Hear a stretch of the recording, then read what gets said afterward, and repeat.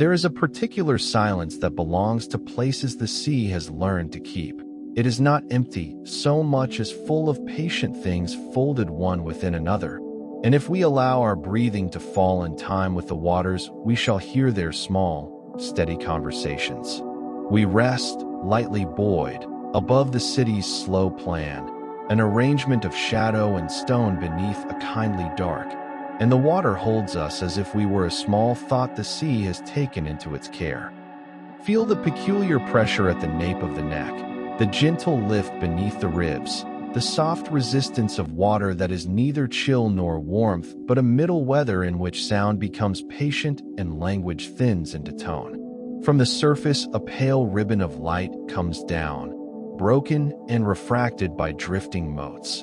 Each mote moves like some deliberate punctuation, and between those punctuations the black outlines of columns and stairways collect into suggestion rather than certainty. Listen. There is a tide breath beneath everything, a long and steady susurration that gives the city its measured pulse. Over that bed of sound come small human noises, as if someone had folded them into pockets and left them on the shore. A clink of pottery, a sandal pressing stone, the memory of a bell counting an anonymous hour, all softened and spread by the water's generous patience. We are not intruders. We are companions in an old, private vigilance. It is a curious fact that water offers a softer grammar for the same noises. A shout becomes a vowel, a hammer mark becomes a distant ring, footsteps sink into hollows the sea can smooth. And so the city's music is not heroic but domestic. The scrape of a crate, the hush of cloth being folded, the brief, bright note of a child's laughter carried like a small shell along a current. These are the sounds that have a right to survive here. Match your breath to the tide now. Inhale as the sea draws briefly away. Exhale as it returns. Let the metronome of inhalation and release steady your shoulders and soften the jaw. With each circuit, imagine we come a little closer to a lintel caught under silt, to a stair that remembers footsteps, to a hand-smoothed toy tucked beneath the skin of peat. We will not hurry to explanation. Instead, we practice the method of listening. Patience, repeated attention, the willingness to be gently bewildered without alarm. The scholar in us makes small notes. One might suppose, it is possible that, but these are murmurs folded into the larger hush. They are not summons to action, but invitations to wonder. A terrace rises ahead, softened by algae, its carved edge offering a simple motif. A circle within a circle, a maker's modest signature.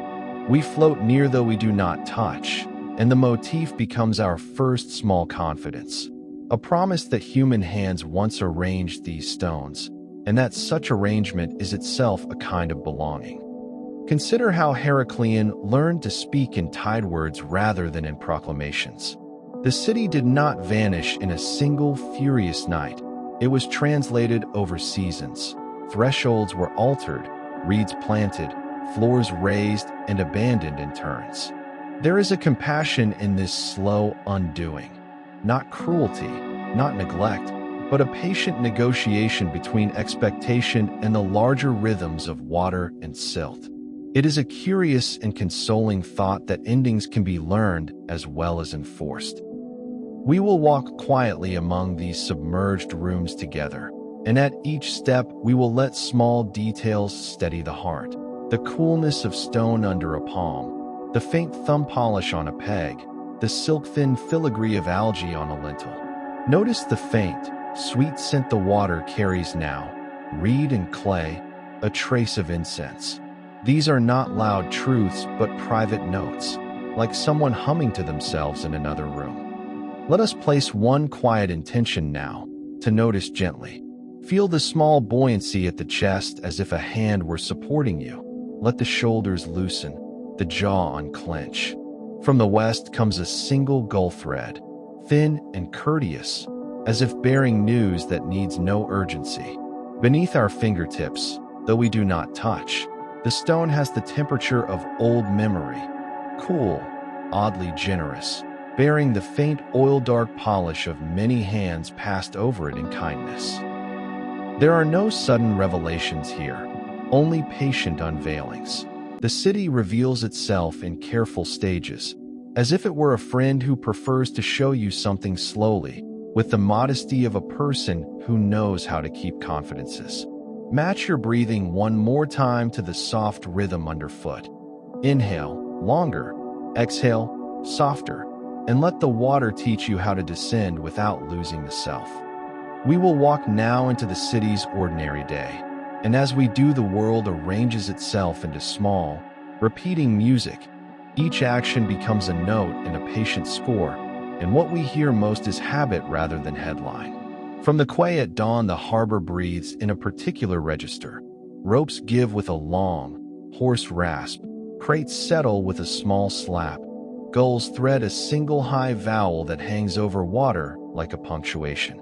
A porter moves with deliberate economy, his shoulders set to the angles of crates and stairs. His breath counts the day as much as his foot, and we learn to read time by the bead of his paws. The market lane at noon composes itself as a chorus of textures. Cloth edges whisper, pottery clicks in soft, bright counters, and the measured knock of a scale performs the city's accounting. Listen to the woman snapping seed between thumb and forefinger. Her small, crisp sound is a metronome and a lesson. Around her, voices layer like brushed cord, bargaining offered in low, amiable tones.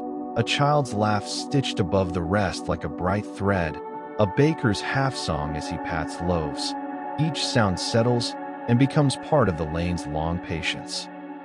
In the workshop quarter, the music changes register.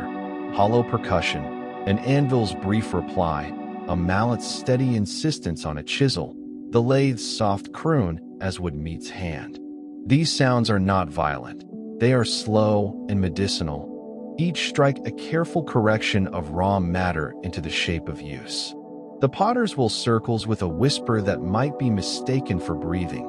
Clay answers the potter like a familiar friend, and a vessel emits a low, satisfied click when it is judged even. One might suppose that splendor lives only in palaces, but it is a curious fact that the city's true grandeur is often folded into the ordinary cadence of crafted things. We cross into a small yard where hearth smoke pulls the afternoon toward warmth. A hearth is a kind of domestic map, the ring of stones, the known place of rest, the slow crinkle of embers. A child counts hazelnuts with quick fingers. Each count is a tiny percussion, a private rhythm that teaches addition as much as attention. Nearby, a woman smooths fabric in an economical arc that has the weight of custom. In such small gestures, the body remembers its place in the civic order. These domestic noises are nearly private, and in that privacy they anchor a community against the particular uncertainties of weather and tide. Beyond the yard, the tidal plain records movement in shallow hollows, the deeper oval of an ox beside the lighter crescent of a child's foot. These imprints read as a ledger of care, where animals were led, where children bounded, where baskets were left to drain. The plain keeps account because its texture is patient.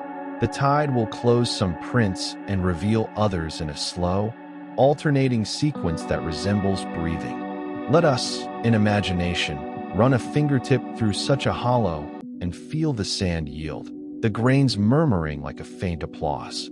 One may notice the great oak avenue that once led from quay to terrace, trunks spaced like elder pillars, bark carrying lichens like embroidered maps.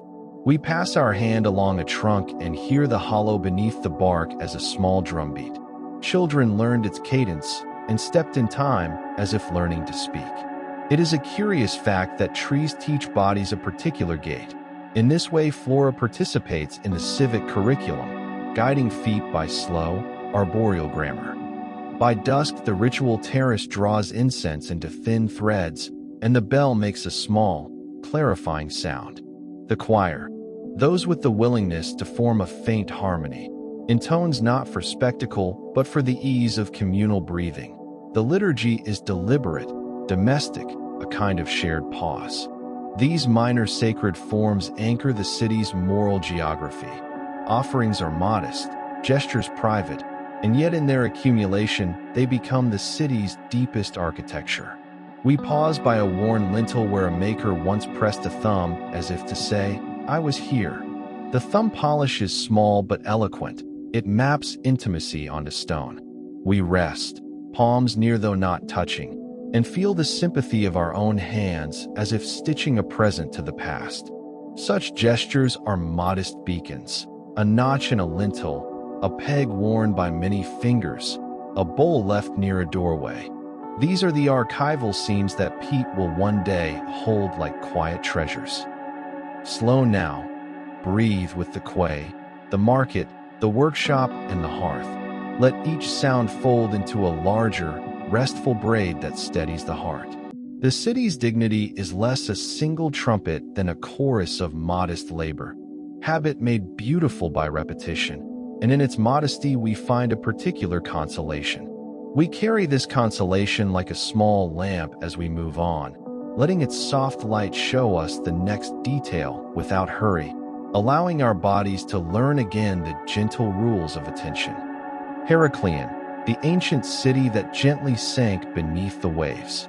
We will pause now at the city's quieter question, a question that is not loud and does not demand answer, but one that carries itself like a small bell underwater. How does a place of so many hands become a place of so few voices? Listen with us to the hush beneath the obvious ruins. There is geometry here that refuses to be tidy, and in that refusal a kind of mercy resides. Feel the silt under a gloved fingertip, cool, granular, outline softening, and notice how stone edges that once met a human palm now accept algae as tentative companions. Below the algae, a stair continues its slope, step after softened step, and if we let our gaze follow it, we will find that it persists. The stair remembers feet.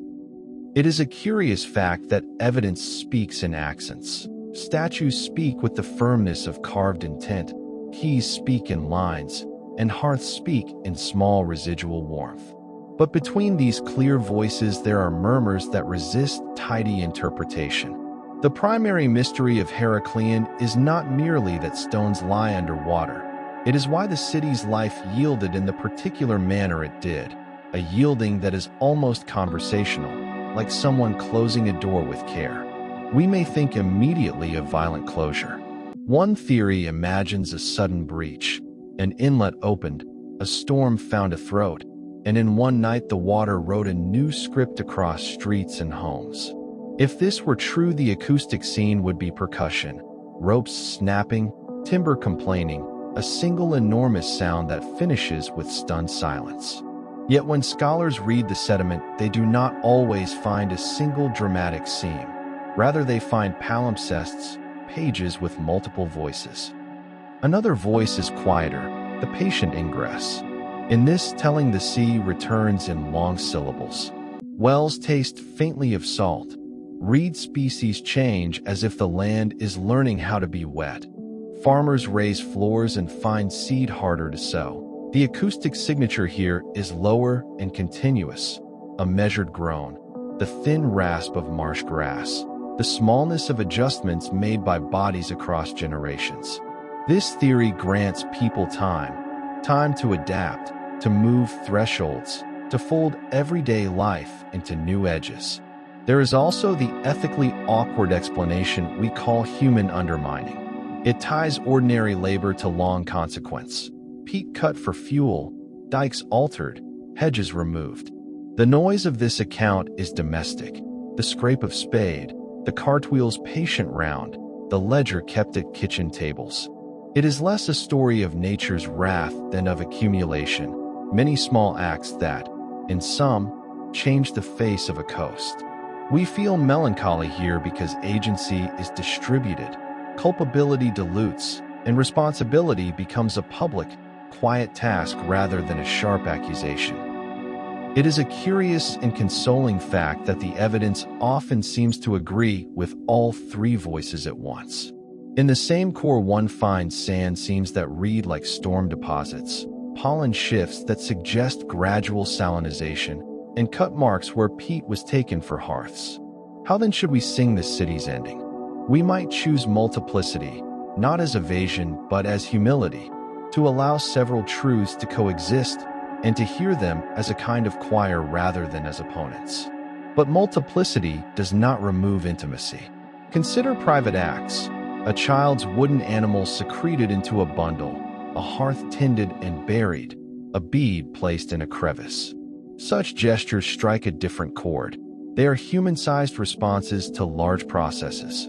When a child places a toy into a parcel, is that panic or hope? Perhaps both. Perhaps it is a small choreography of survival that later readers will interpret variously, and there is quiet comfort in that ambiguity. Sometimes the enigma becomes tactile in ways that stop argument. We descend a submerged stair into an antechamber where the water hushes itself and peat has preserved a pocket of things. There, half protected, a small bead, smoothed by a thumb, sits like punctuation. To touch, even in imagination, such an item is to interrupt abstraction with the weight of a life lived. The bead does not adjudicate cause, but it renders consequence intimate. Listen also for the sounds of absence. An unstruck flint, an unmanned threshold at dusk, the absence of a baker's measured rhythm. Silence itself becomes archive. The peat sometimes preserves a shoe's impression where no explanation survives. That absence insists that we attend to what is missing as carefully as to what remains. Scholars proceed with modest instruments: cores, radiocarbon probabilities, pollen matrices, sonar echoes. Each instrument translates differently. Sonar renders suggestion, cores yield layered testimony, dates speak in ranges. Together they ask us to be precise and patient. The past will rarely provide a single, dramatic narrative. Rather, it will offer overlapping lines, a fugue of causes and human responses. We like to pose rhetorical questions not to bewilder, but to steady curiosity. What matters more? The manner of the city's disappearance or the fact that hands once made its thresholds? The sensible scholar will say, gently, both, and then sit with the question without forcing a verdict. Finally, lay your palm, imaginatively, upon the lintel with its circle and circle. Feel a cool comfort in that imagined touch. Know that someone marked their place as home. The lintel does not solve the mystery, but it humanizes it.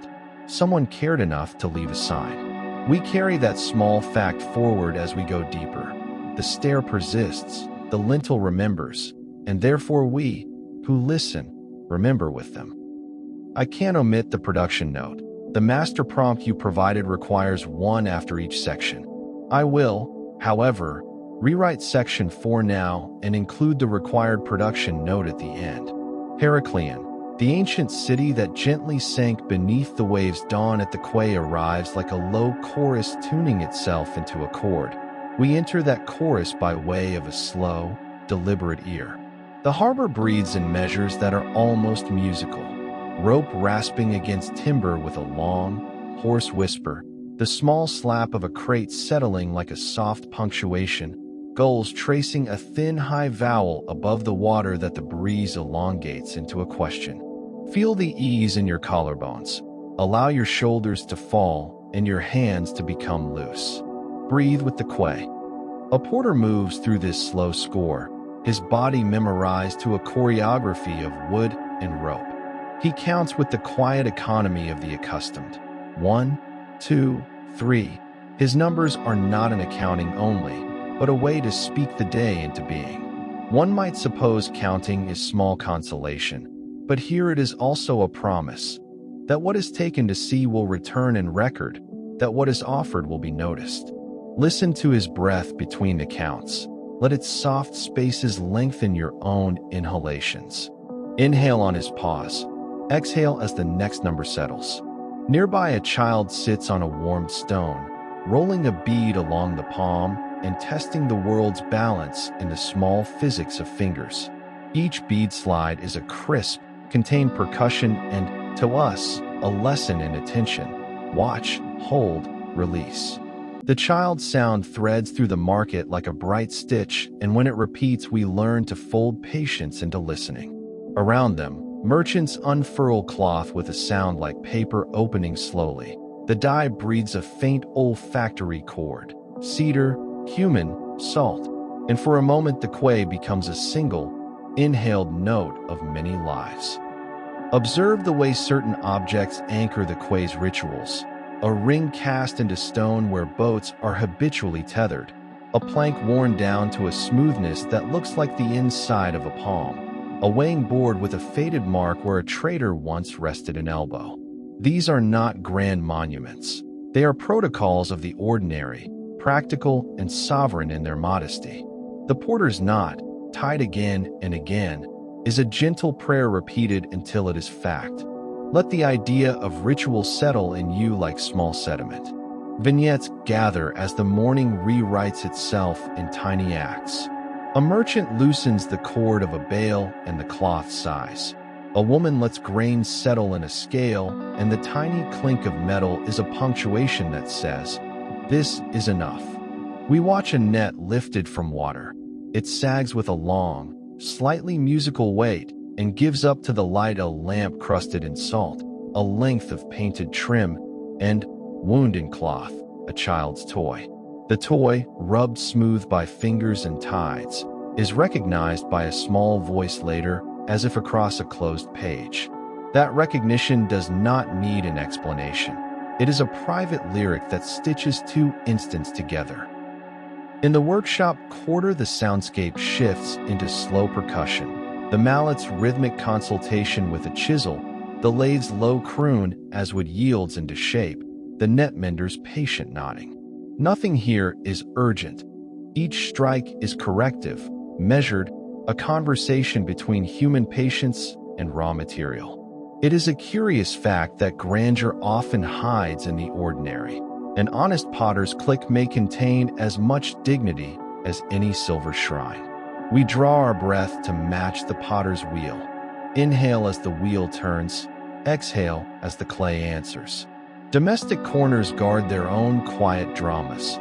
A hearth where embers sigh, a woman smoothing fabric with the same economy as a prayer, a child counting hazelnuts, one by one, into a small bowl.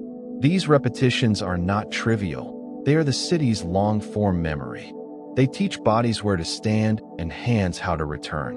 When we imagine placing our palm near the cool of a lintel, we are participating in the same habit of attention. We are, for an instant, part of the workshop's slow congregation. There is a specific tenderness to watching a porter tie a knot in the diamond light. His fingers move in a pattern learned through countless mornings, a small choreography that reassures both rope and holder. The knot is made with the same hand that will later wipe a child's face or steady a boat's plank. Such ordinary couplings make the quay a caretaking ground as much as a trading point. Allow the image to rest in the chest like a warm pebble. By late morning, the quay's voices form a braided phrase. Counting, bead rolling, net drawing. The lathe's hum, a soft bargain, and behind it all, the tide's patient susurration. This braided music steadies the heart. Match your breath now to that braided beat. Inhale as a crate lifts, exhale as it settles. Inhale with the tide's retreat, exhale with its return. Let the repetition calm thought, and let attention fold into the body. We move away from the quay slowly, carrying its small sounds as if they were seeds in the pocket of a coat. Notice the porter's counting lingering in the mind. It will reappear in later rooms as a tuning fork for noticing. The harbor's modest dignity is not a spectacle but a way of inhabiting time. Habit as architecture, repetition as sanctuary, and in that modesty we find a soft consolation good to carry forward. Heracleion, the market lane and workshop quarter. The city's rhythms, we move now into the market lane and the adjoining workshops, where the city's life is measured not by grand pronouncements, but by the soft, steady percussion of making and exchange. Close your awareness to sound here. Cloth edges whisper like pages turned, the scales knock answers in tidy counters, and metallic taps, small, metered, beat a slow percussive background that steadies attention. Feel the soles of your feet as if they rest on a cool, packed floor. Notice how your breath lengthens with each small rhythm. Place a hand lightly over the belly and sense the tide of inhalation and exhalation answering the quay. In the place where fabrics hang, dyed cloth flutters with a subtle, paper-like rustle. The dyer tests color by lifting a corner and letting light pass through it. The movement a private, decisive motion. A woman checks a bolt and the whisper of fabric becomes a soft instrument. Her thumb runs along the selvage and the cloth answers with a muted approval, the faintest friction that would be almost invisible were it not for the quiet attention we give. One might suppose that such gestures are trivial, but here they are small lessons in care. How to fold a life so it does not unravel. Near this lane, the potter's wheel spins with a whisper that could be mistaken for breath. Clay receives the potter's fingers like an old friend, yielding to pressure and then regaining shape in a small, obliging resistance. Hear the soft, satisfied click of a vessel given perfect form. This click is a local trumpet, a private affirmation that the world has been made serviceable once again. The wheel's circulation invites us to match our breath to its rhythm. Inhale as it begins, exhale as the form is coaxed into balance. Let the chest widen and then soften with the wheel's patient orbit. The anvil lies in a shaded niche where metalwork is practiced as a kind of deliberate music. A smith's hammer meets an anvil with a measured insistence. Each tap is softened by leather pads and straw, each strike a considered correction rather than an outburst. The metallic taps create a slow percussive background that teaches the ear to relax and to sequence. Over time, the cadence lowers the pulse. We watch as hands translate raw matter into useful artifacts, nails, clasps, small fittings, objects that carry the modest dignity of usefulness rather than the glare of ornament. Woodworkers and coopers work with low croons from their lathes and the conciliatory groan of bent staves. A cooper tests a hoop by squeezing and listening. The wood answers with a tone that tells whether the barrel will keep. It is a curious and comforting fact that spare wood, buried in peat or mud, survives in unexpected ways. Anaerobic beds preserve grain and fastenings, and timbers recovered from such sleep sometimes reveal the fingerprints of joiners long vanished. Consider how those preserved marks teach us the language of making. A mortise, a rasped notch, a thumb smear left where glue once set. Such recoveries ask for slow handling and great tenderness. Small shops are punctuated by domestic sounds. A woman shaping soap with an economical press, a child dropping a pebble that rings against a jar, the hushed exchange of recipe and remedy. Each sound is intimate and immediate. They form a domestic counterpoint to the more public rhythms of trade. Listen for the repeated micro-movements, a cloth folded in the same way, a scale reset to zero, that, when compounded over days, become the deep architecture of habit. These are the acts that bind neighbor to neighbor. They are civic infrastructure as much as any paved road. We pause before a low bench where a trader cleans a small bronze clasp with an old rag. The rag goes over the metal with a slow, circular motion. The sound is like a breath held and released. He lifts the clasp to the light and smiles with the minimal acknowledgement of someone pleased at work well done. It is a modestness that the sea has kept in tenderness. Even beneath silt, such domestic humility can be read if one knows how to look. There is a particular sweetness to the smellscape here. Lime from plaster, the tang of pitch, the wet clay's cool mineral hush. These scents are not loud but layered, like a chorus of memory that settles behind the voice. Let them float in your inner nose. Allow the lime's chalk, the pitch's resin, and the clay's wet earth to suggest the hands that mixed and kneaded and set things right. Let the body register these impressions. Feel the chest soften just an inch as if in recognition.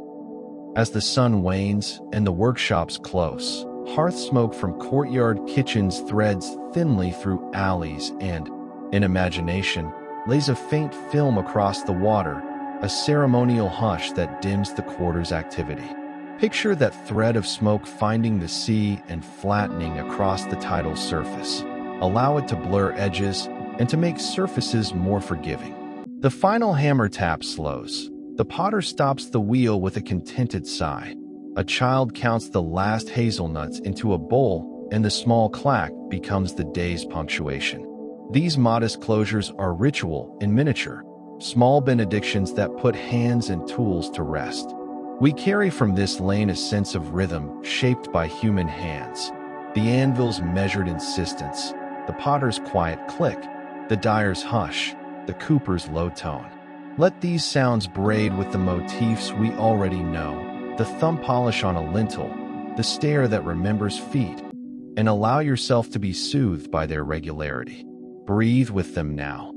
Inhale as the wheel turns, exhale as the hammer falls. Let the percussive background lower the mind's busy speed until thought becomes a tender, manageable thing. Heracleion, temples, rituals, and the slow theology of space, we step now toward terraces where the city kept its small theologies, not the roaring dogmas of empire, but the tender, repeated acts which taught people how to live together. The temple approaches us as a set of soft acoustics, thin gongs that answer one another at measured intervals, a lamp hush underfoot, the slow exhale of incense. Breathe with this measured machinery. Let the chest widen and then ease as if the body itself were part of the offering.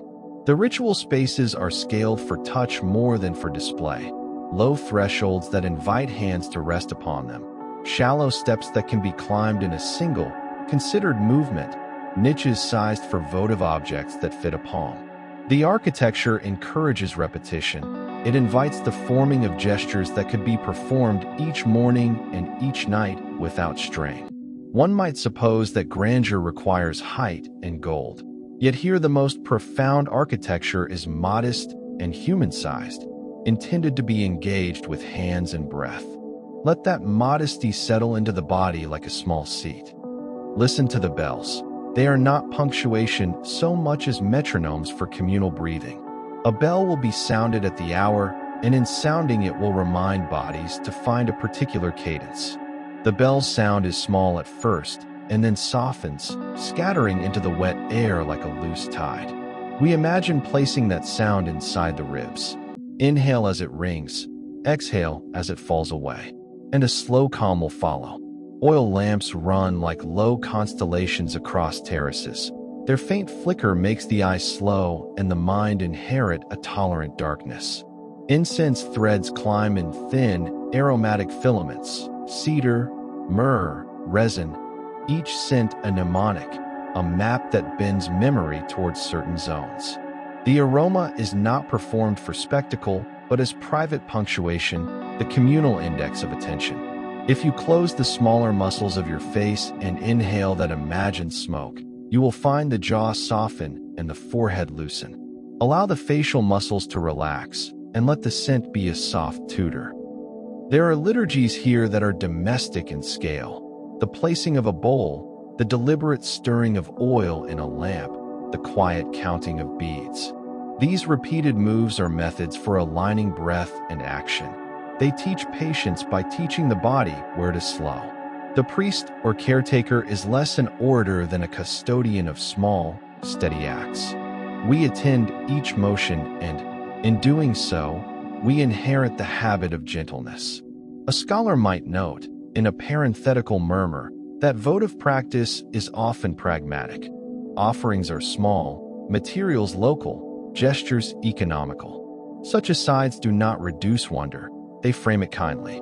Modern conservation will later read these humble deposits, pegs, beads, a shard scored with a thumb, and find therein a theology of care, belief expressed as the repeated placing of a small thing into a known place.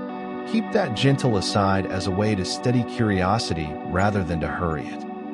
Move with me into an inner chamber now, if you will, a space where the ritual hush is closest and the architecture feels like a lowered voice. The chamber's entrance is low, stoop, and the body aligns with the threshold. Inside, the light is muted to a hush. Water breathes at the edges, and peat has held a pocket of things with the ardor of a careful reader. Here the air feels thicker, and our breathing learns to match it. We step gently and find a row of small objects: a carved peg, a bead threaded on a frayed cord, a tiny smear of pigment that a thumb once left as if signing a small account. In this inner chamber, we allow one ritual phrase to settle into the listener's body, a short, serviceable mantra to be used as an anchor. We lay our hands quietly. Repeat that phrase with me once, in the mind if voice is not wanted, and let its measured cadence steady the heart. The phrase is not a prayer to compel anything. It is a physical instruction, a way to remind the ribs how to behave when the world seems loud. Inhale with the first two words, exhale with the last. The acoustic of ritual is not only sung prayer but the soft mechanics of upkeep, the rubbing of a lamp, the scraping of soot, the careful trimming of a wick. These maintenance sounds are themselves pious because they keep objects in condition to receive attention. Notice how even the smallest maintenance noise is rhythmic, the same family of sounds we have been learning to slow toward across the quay and the workshop. There is continuity here. The temple's maintenance joins the potter's click and the porter's soft sweep in a steady chorus of care. Ritual also holds moral grammar. Offerings were often modest, the same beads a child might play with, a crust of bread, a woven token, yet they taught a habit of notice and of deliberate generosity. The practice of leaving small things in certain niches anchors community memory and distributes care materially. This is stewardship as prayer, a routine that ties persons to place and to one another across seasons. One might, quietly, imagine how such small actions accumulate like pebbles into a threshold that outlasts any single life. We will take a final, slow beat before we leave the terraces. Place your hand lightly on the imagined lintel. Feel the cool polish there, the impression of many fingers. Allow the bell's echo to unspool inside the chest once more. Inhale with its rise, exhale with its fall. Let ritual cadence become a quiet tutor, instructing the body how to return from wandering and how to make small promises without fanfare. We step out now, carrying that softened attention into the lanes below, and as we go, the temple's softened teaching will accompany us. Heracleion, theories of disappearance, patient return, sudden breach, human undermining. We will now consider 3 ways to sing a city's quiet undoing, each rendered as a different acoustic temperament: the long, low groan of patient return, the single, sharp percussion of sudden breach, and the domestic collage of human undermining. Listen with care. Let each proposal be a soft possibility rather than a verdict, and let your breath measure its edges. Breathe in with the questioning. Exhale with the patience of not deciding. First, patient return. Imagine landscape learning to be wet. In this tenor, the soundscape changes slowly. Wells begin to taste faintly of salt, reed beds thicken into marsh, and thresholds are raised in cautious increments, and then left as curious memorials of habit. The acoustic texture here is a sustained low-frequency murmuration, a tidal sigh that lengthens the day and narrows its movements. Farmers raise a floor, a house shifts its hearth to higher ground. Children learn to tread with smaller, more careful steps. The evidence in cores might show gradual pollen shifts and incremental salinization, the slow replacement of freshwater species by hardier, brackish cousins. It is a story told in small increments, in the long grammar of seasons and cropping cycles. Pause and let that long, low cadence match your breath. Second, sudden breach. Imagine a single night when an inlet opens or a river finds a new mouth and water surges like an enormous written line across streets and homes. The sound here is percussion, timber complaining, ropes snapping, doors ripped from their hinges, an immense collapsing breath of water that reorganizes a town in hours. In the geological record, such an event might leave sharp sand lenses and debris layers that read as abrupt change, Artifacts may be found lying in disarray, their context disturbed, their placement telling of haste. In this acoustic imagining, the town's music is a single, terrible percussion, followed by an altered, quieter world. Breathe out slowly on that image. Third, human undermining. Picture a chorus of many small acts accumulating into large consequence. Peat cut for fuel, dikes deferred in repair, salt pans extended, agricultural practices shifted. The acoustic texture is domestic and repetitive. The scrape of spade, the cartwheel's patient round, the low talk at kitchen tables about where the next winter's fuel will be found. This hypothesis is ethically demanding because it redistributes cause across many hands and seasons. Responsibility becomes communal and diffuse rather than located in one dramatic moment. Yet that diffusion also invites collective remedy. Inhale with the thought of shared agency. Exhale with the care it requires. It is a curious fact that the sedimentary record will often accommodate all three stories at once. Cores, pollen diagrams, radiocarbon ranges, and sonar echoes can look like a palimpsest where slow trends, abrupt pulses, and human traces overlap. The data may suggest a slow march towards salinity, punctuated by abrupt depositional events, and overlain by signs of human exploitation. How shall we tell the story? Perhaps with generosity. Allow a multiplicity that reads like harmonics rather than insisting on a single line. Let that multiplicity be a form of humility, a practice of listening. Between these broader theories, intimate vignettes keep the past human-sized. Picture a child tucking a wooden animal into a parcel as if the toy might be an instruction manual for survival. Imagine a potter burying a misfired vase beneath tiles out of superstition or thrift. Picture a woman cutting peat with hands that later ache. These gestures are tiny acts of care and prophecy. They do not resolve large causal schemas, but they render those schemas tangible. When we find a bead threaded on a frayed cord in an antechamber, that object does not adjudicate the cause of disappearance, but it insists upon the presence of hands that loved and made. Scholars bring modest, careful instruments to the work. Sonar will sketch architecture in suggestion and shadow. Cores present vertical histories of deposition. Radiocarbon offers probabilistic windows rather than exact years. Each instrument speaks in its own register and invites cautious translation. Together they form a chorus that should be read collaboratively. We learn to let Sonar's soft blips converse with Core's stubborn patience, and in doing so we adopt humility as method. Pause here and let that method steady you. There is an ethical arithmetic in holding multiplicity. It diffuses blame and multiplies care. If disappearance emerges from a chorus of causes, then guardianship can be communal too. This thought should not be an excuse for inaction. Rather, it invites small, repeatable practices that accumulate. Readying communal knots, relaying a worn path, planting salt-tolerant hedges, supporting local co-curation of finds. These modest acts are not dramatic, but they are durable. They are the civic equivalents of a slow, patient stitch. Breathe in with that suggestion. Breathe out and let it sink toward the belly. Sometimes ambiguity itself becomes a kind of consolation. The phrase "it agrees with all three" can settle like a lullaby because it frees us from the need for a neat moral hero or villain and permits complexity to remain intact.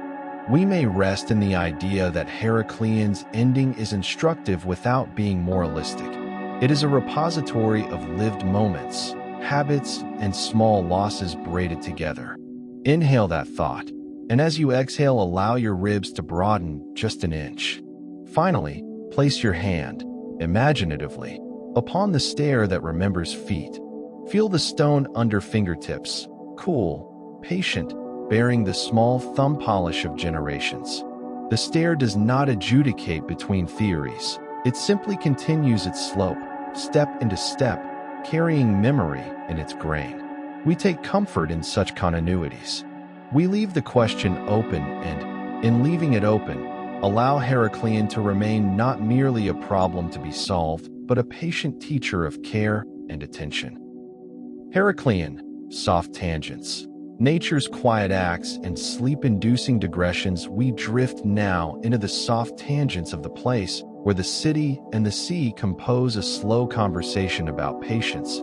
And in that conversation, the small lives of algae and worm and root take their turns speaking in the language of very little change.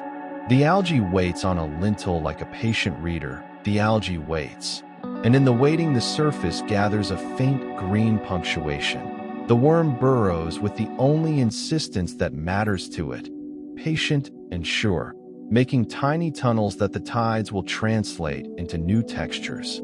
Breathe with that small patience. Let the ribs expand and then soften. One might suppose that such natural acts are merely backdrop, but it is a curious fact that ecology is also archive. Shells collect the record of seasons in their rings. Peat keeps the scent of cooking fires. Pollen holds the memory of which trees a people chose to plant. In the hush of Heracleion, these natural processes are not background so much as co-authors. The tide does not only erode, it annotates. Let the thought of annotation slide through the mind and feel the jaw unclench. Inhale, exhale.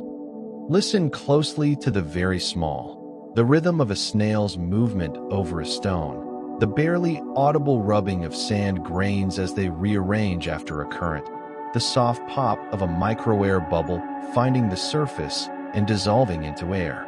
These micro-sounds knit the larger sonic tapestry in slow time. Attend to one and the rest fall into place.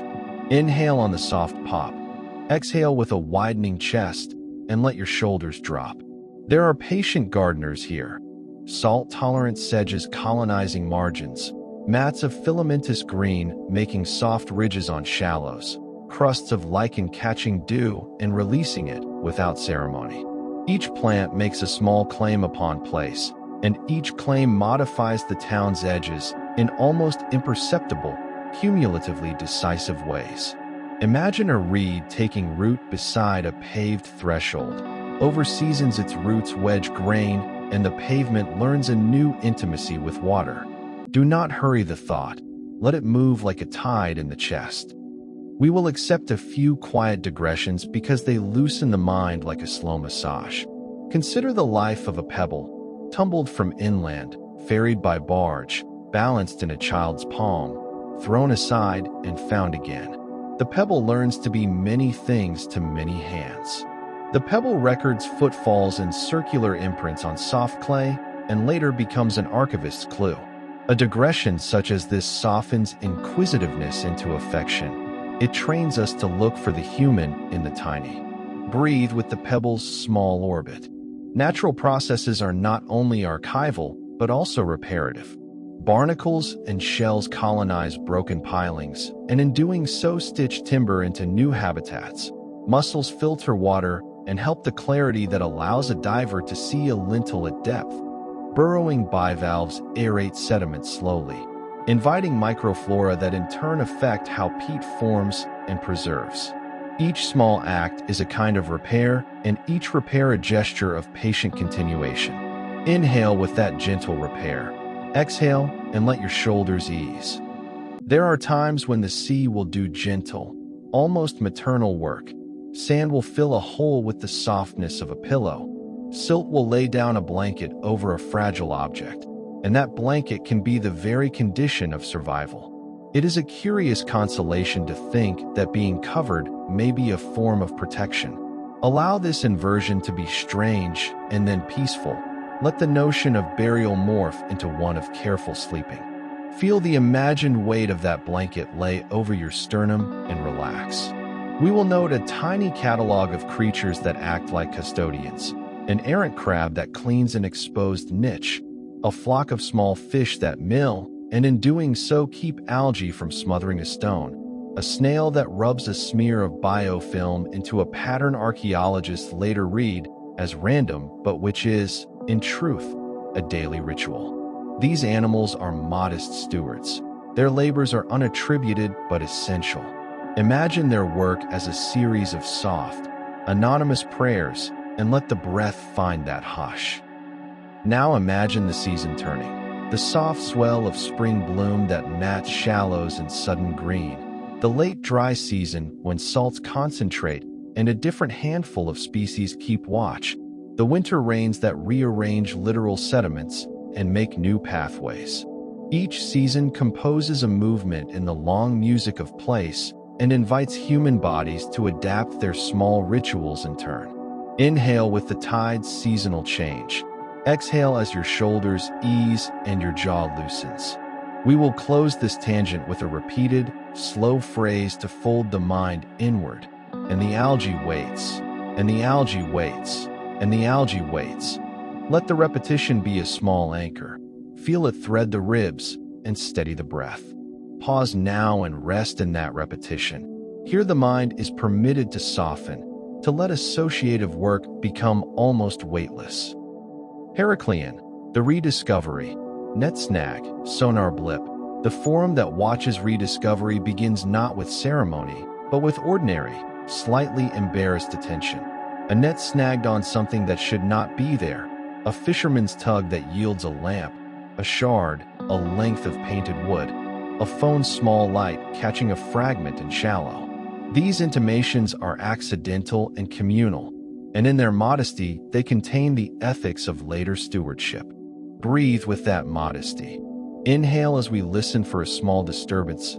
Exhale. Imagine a fisherman hauling his net at dawn and finding, among weeds and shells, a carved object whose edges are not natural. He lifts it with a long, surprised sound. The boat hums with a small light as the object is passed and inspected. The recognition is a hush, a shared intake of breath, and suddenly attention reorders itself. A photograph is taken, the image passed in night-lit chats where pride and caution mingle, and the object becomes public in a way that both protects and risks it. Then come the pictures, a handheld phone shutter, a fisher posting an image to a local forum, the photograph circulated and annotated by neighbors. The phone glows like a small altar. The photograph becomes a currency of care. Sometimes a photograph sparks a plan. A neighbor fetches gloves, a small boat is readied, and sometimes it draws unwanted interest. The double edge of visibility makes communities cautious and inventive about sharing. Inhale the slight tension of such choices. Exhale and let the resolve settle. Modern ears arrive. Sonar blips translate suggestion into lines. Sonar is invitation more than revelation. It sketches shapes in shadow and asks divers to test those mapped lintels. The blip is a calm pulse scholars read as architecture. In our listening, it becomes a steady heartbeat that announces presence without shouting.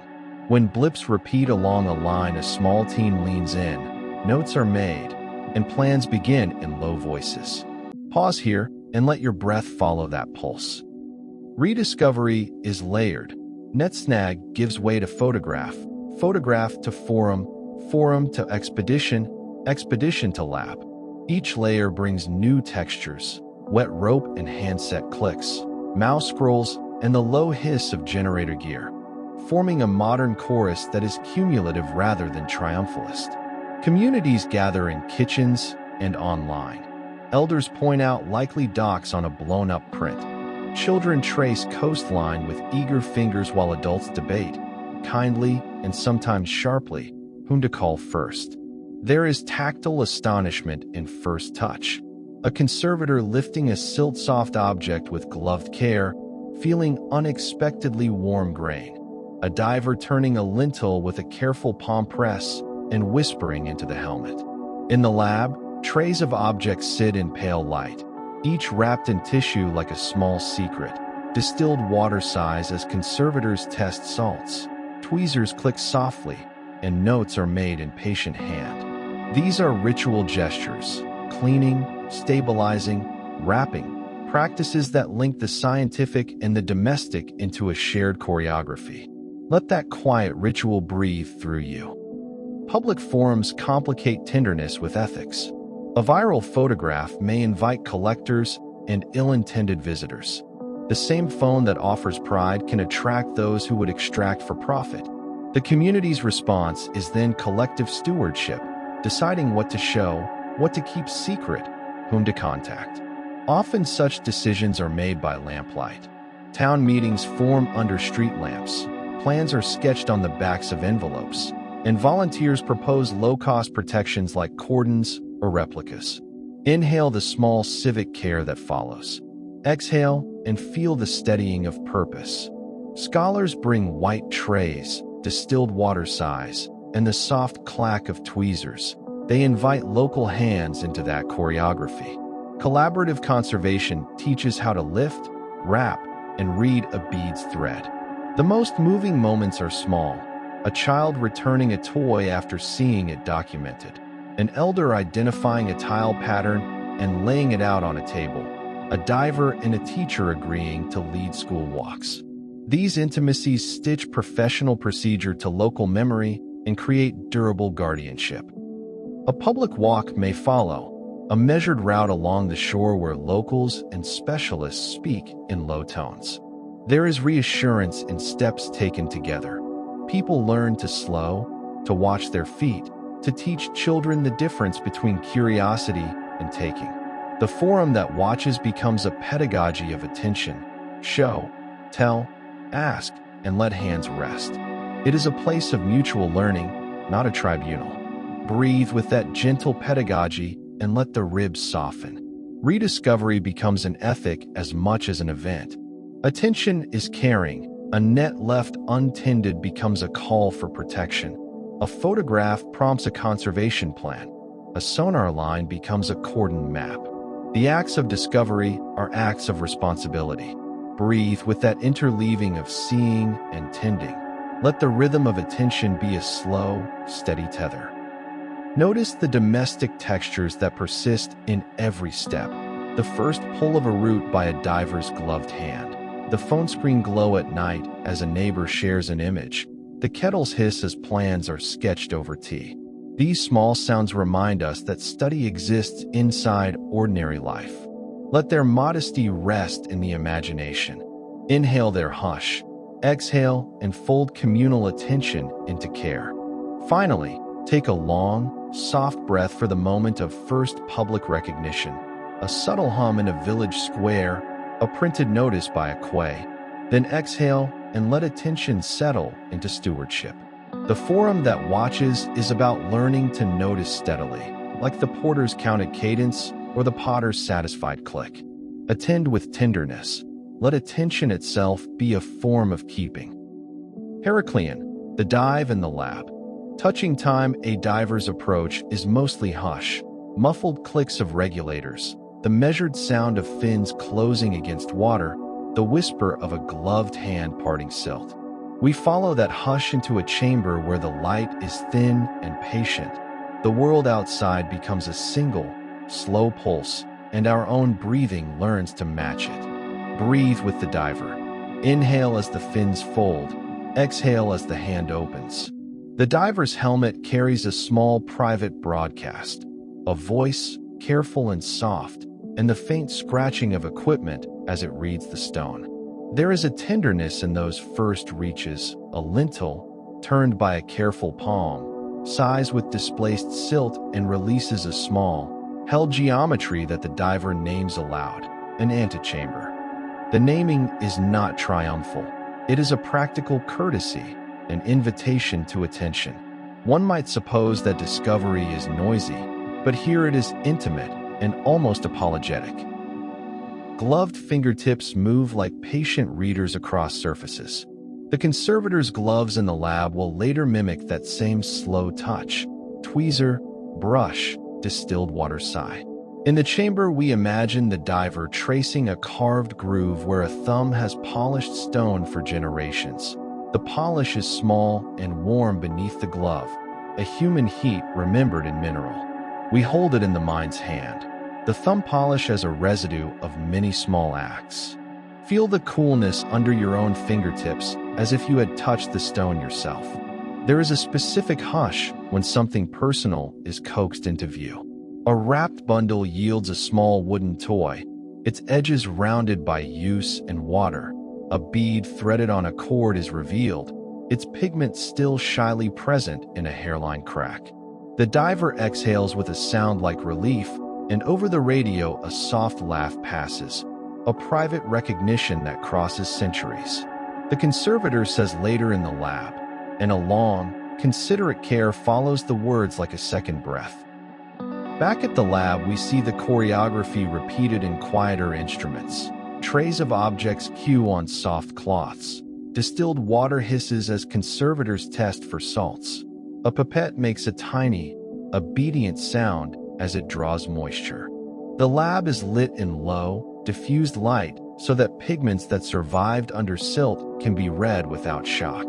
Tweezers click with a soft, surgical patience. A brush moves in a miniature wind, easing silt away in coaxing strokes. These gestures are domestic as well as scientific. They translate technical care into the language of tenderness.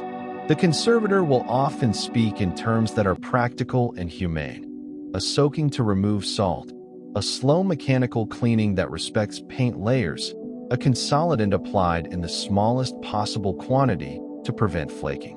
These are not arcane technologies, but careful kindnesses. One might say the object is invited back into a stable condition rather than being forced into an earlier life.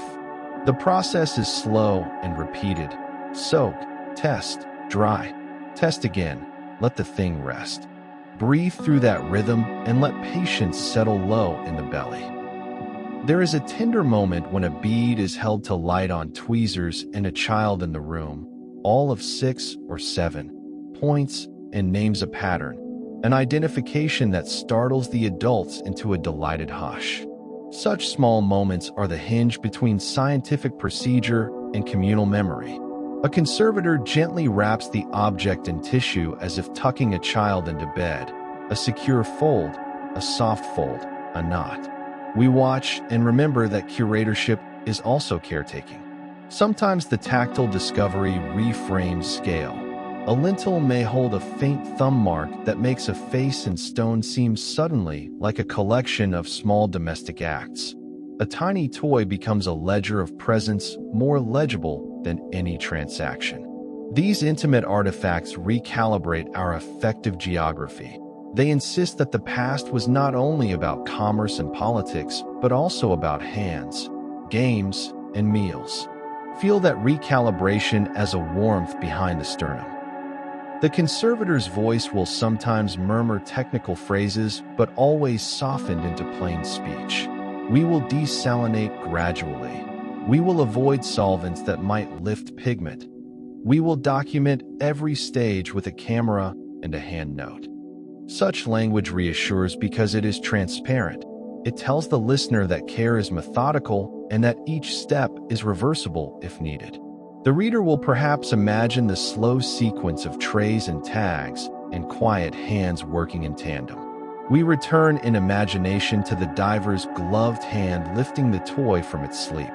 There is a repeated phrase useful for quieting the mind when attention threatens to hurry. After each small discovery, the conservator and the diver say, together in our thought, we hold it. We let it sleep. Repeat that once with me now. Inhale on, we hold it. Exhale on, we let it sleep. And allow the phrase to settle into the sternum. The words are not possessive, they are custodial. A final tenderness is procedural. After cleaning, testing, and photographing, an object may be stabilized and placed in a community access replica while the original rests in climate-controlled quiet. This choice honors both public attachment and conservation ethics. It shares stories while preserving material integrity. It is a practical compromise that respects both memory and matter. Let us close this room with a small, tactile imagining. A conservator laying a bead into a soft nest of tissue, fingers slow and deliberate. A child watching the bead as if it were a small sunrise. A diver removing a glove and pressing a palm to their helmet in a private, unspoken benediction. Breathe with that image now. Inhale as the glove lifts. Exhale as the bead is wrapped.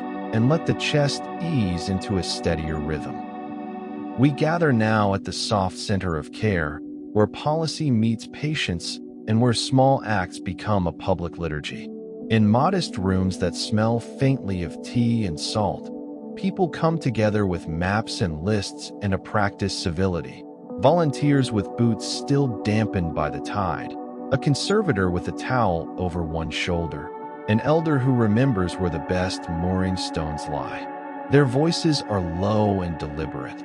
The sounds are domestic, the scratch of pen on paper, the low beep of a camera as a photograph is archived, the hush of a tape recorder when a story is told.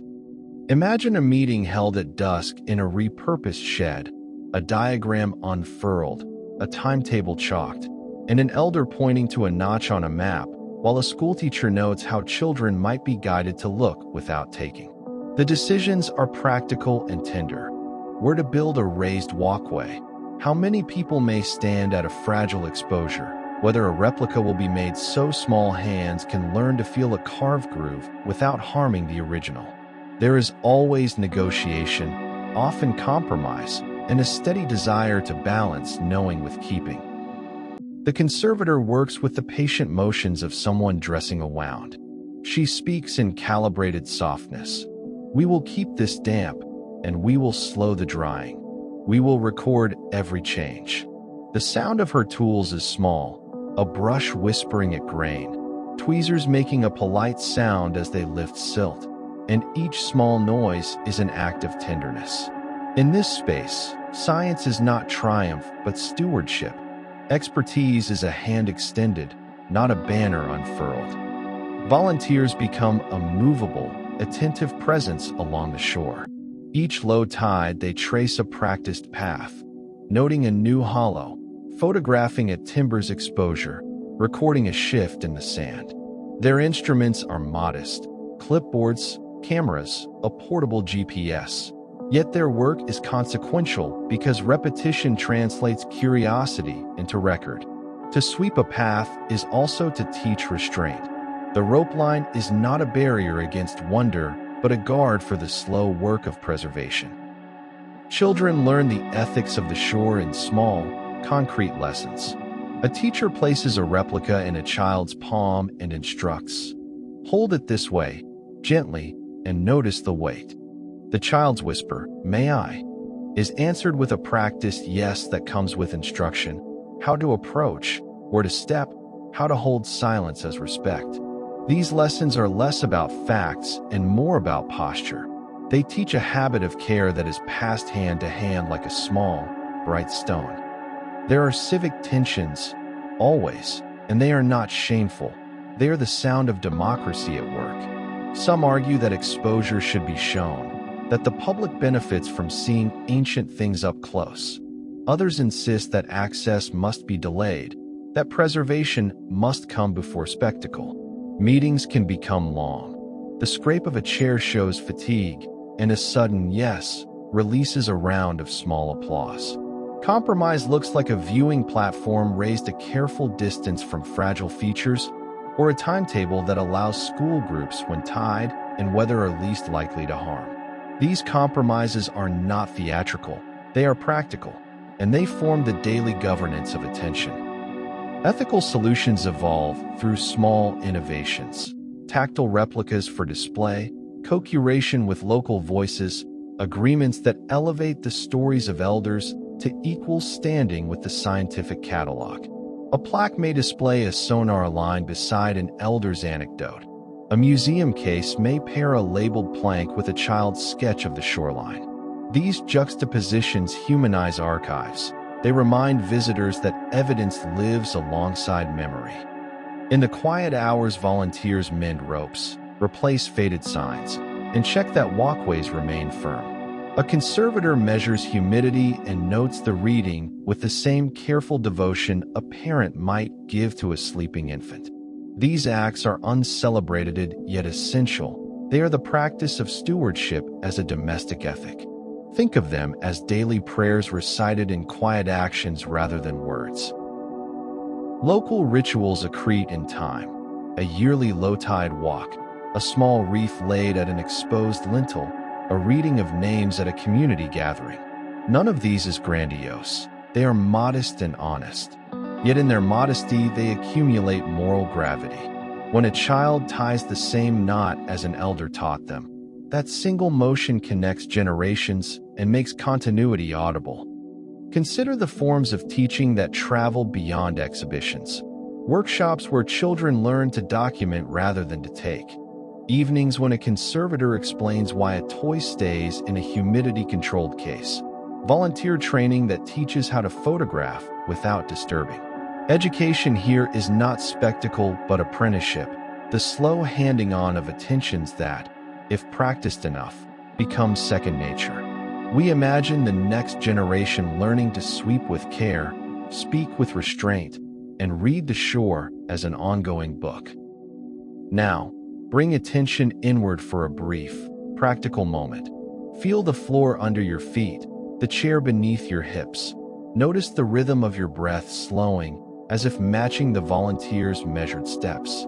Let that bodily steadiness mirror the public steadiness we have described. Small, repeated acts that accumulate into a culture of care. We sweep the paths, we mend the ropes, we record the changes, we teach the children the measured way of touching history. We tidy the instruments and close the logbooks for the night. We leave the site with hands steadied and voices gentled, carrying forward a commitment that is as humble as it is enduring. In these modest, repeated attentions, the past is kept safe, not by spectacle, but by the faithful work of ordinary days. We let the tide gather itself like a hand folding a soft cloth, and in that folding the night changes its pace. We have walked the quay and the market, the workshop and the terrace. We have knelt beside lintels, traced the soft thumb polish on a peg, and lingered above the stair that remembers feet. Now we turn inward together, and the story becomes a slow practice of returning the self to the body. Begin by feeling the support beneath you, the chair or mattress holding the weight of your hips, the small pressure of your feet against the floor, or the gentle contact of a blanket across your shins. Let that contact be the hinge between the world we visited and the world that keeps you here. Sense how the breath moves through the body like a tide finding its line. Allow it to pace itself with no urgency. Inhale for a quiet count. Exhale as if sending a small kindness outward. We will gather 4 soft things now and place them in the palm of our attention. Sand, salt, root, breath. Hold them lightly. Do not clutch. First, sand. Imagine a shallow hollow on the tidal plain where a child once left a print. See how the grain settles, how each tiny particle clicks into place until the print is a silver suggestion. Let that image smooth any sharpness in the mind. Let your thought be sanded quietly into gentle form. Salt is next, the thin, crystalline scent that lingers at the mouth of the river and in the ribs of old boats. Salt preserves and it loosens. It keeps certain things tender while it erases jagged edges.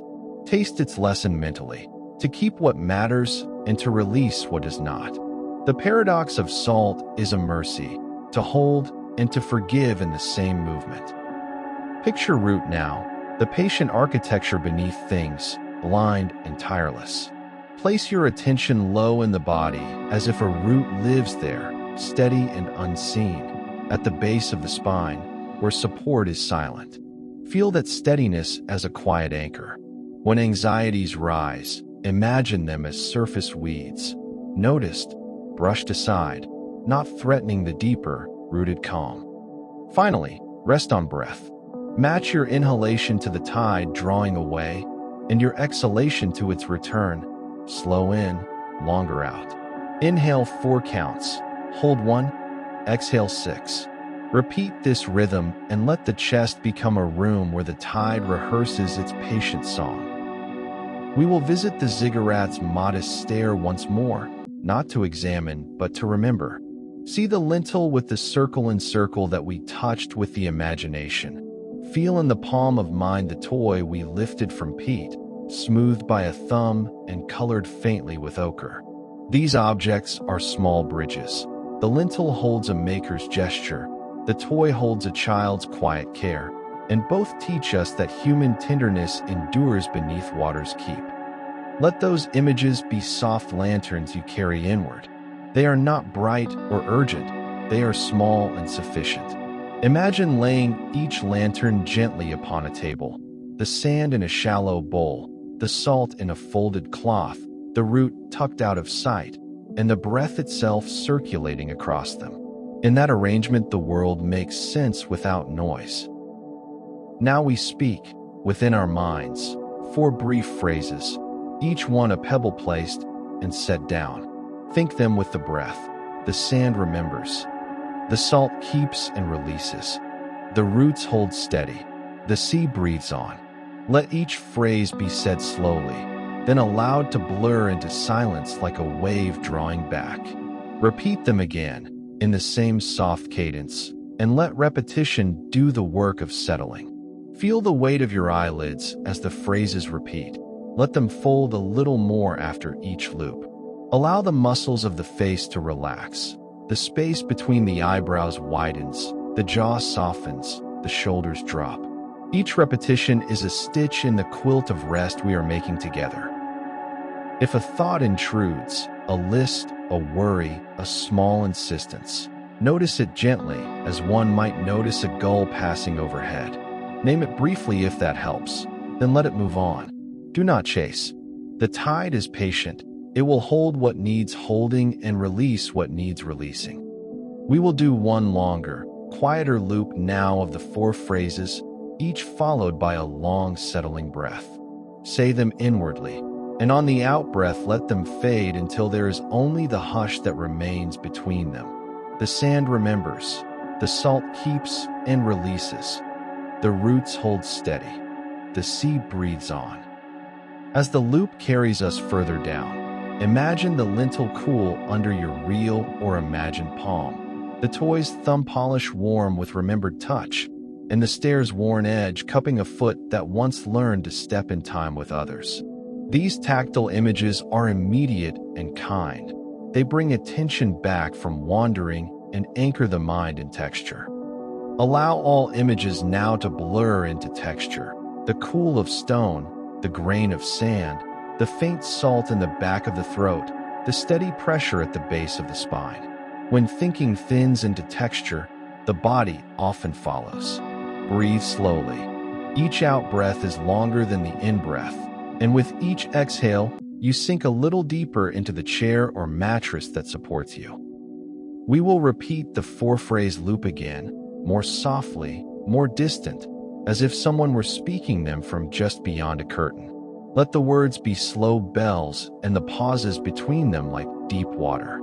The sand remembers, the salt keeps and releases. The roots hold steady. The sea breathes on. There is no action required now, only repose. The city sleeps in its soft, patient way beneath waves that cradle and do not hurry. We, too, are cradleable. Let the idea of being cradled be your permission to fall away. Imagine the tide tucking the streets into a long, patient blanket. Imagine the lintel and the toy settling into their sleep beneath water's hand. Feel the room sounds thin into a distant tide, a last gull thread, the faint settling of another house, perhaps a neighbor's distant clock turned inward.